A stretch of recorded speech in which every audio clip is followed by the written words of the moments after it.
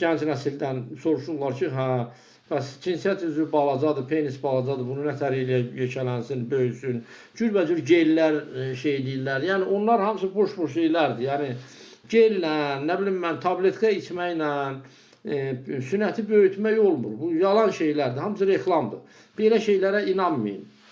Amma və bir şey də deyim ki, yəni bu elə də nətər deyirlər, aktual məsələ deyil. Yəni cinsiyyət üzvünün ölçüsü, yəni bu vacib bir məsələ deyil, aktual bir məsələ deyil. İndi kimsə bunu özünə kompleks eləyir, beyninə salır, fikirləşir, buna görə onun nətər deyirlər, stres keçirdir. Bu başqa məsələ. Mən buradan o insanlara müraciət edib deyirəm ki, bundan narahat olan insanlara.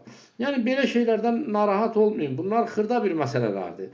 Düzdür, içində nadir hallarda olur ki, hipogonadizm olur da, hipogonadizm. Yəni cinsi inkişafdan geri qalma olur, biraz görsən xayalar balaca olur, sünət balaca olur, o başqa bir haldır. O nadir hallarda olur, az-az adamlarda olur, onun konkret müalicəsi var.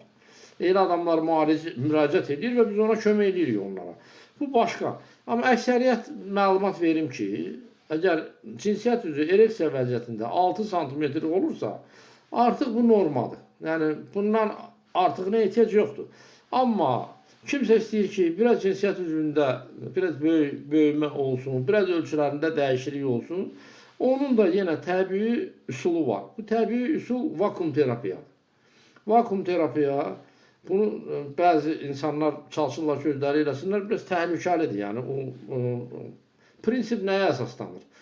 Yəni bildiyiniz kimi kişi cinsiyyət üzvü penis bu belə damara bənzər, içi çoxlu mağaralı cisimləri olan damara bənzər bir şar kimi bir şeydir. Yəni 2 dənə şardır.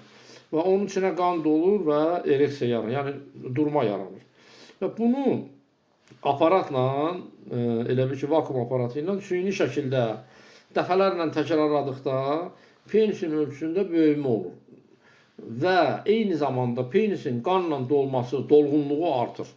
Yəni bu elə bir ki, bir növ fiziki məşqə bənzəyir. Başa düşürsünüzmü? Elə bir ki, fiziki cəhətdən penisi məşq elətdirirsən.